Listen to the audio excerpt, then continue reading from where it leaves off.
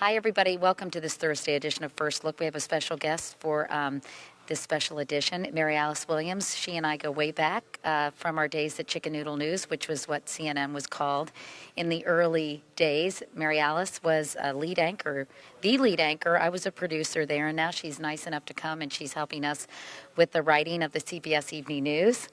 It's a blast, and neither of us has changed a bit. We also had that stopover at NBC, didn't we? That's right, true. Oh, that network, right, the Peacock. Meanwhile, Mary Alice often lends me her clothes when I'm doing my web this stuff. looks better on Katie than Yeah, no, that's not true. All right, so tell us about what's on tonight's broadcast, Missy. Well, we've had wild weather today in the southeast and the northwest, so we'll be talking about that.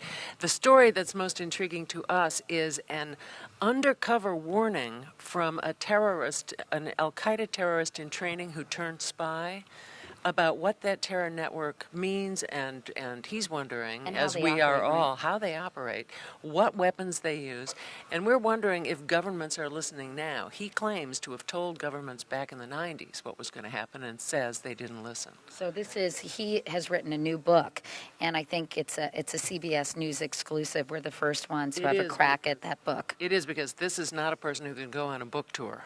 Right. He has to remain undercover, and we've actually agreed to protect his identity. That's right. So Richard Roth has that piece. Also coming up, we have part 2 of the male biological clock, which is interesting. It's fascinating.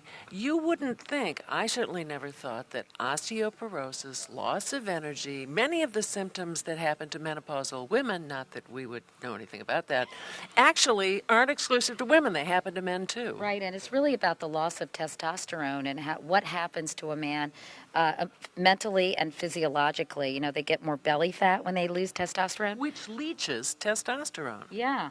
Isn't that Estrogen interesting? Wait, the belly fat? Belly leaches? fat leaches testosterone and replaces it with estrogen. So, and yesterday's piece was so interesting about how old sperm, and I can say that because this is the web, I can say it on TV too, but how it puts children at greater risk for things like schizophrenia and autism. And, Right. you know, it's just interesting to note. And some of these older dads older men who are impregnating their trophy wives probably should keep that in mind. Don't you think, Mary Alice? Just a little editorial Absolutely.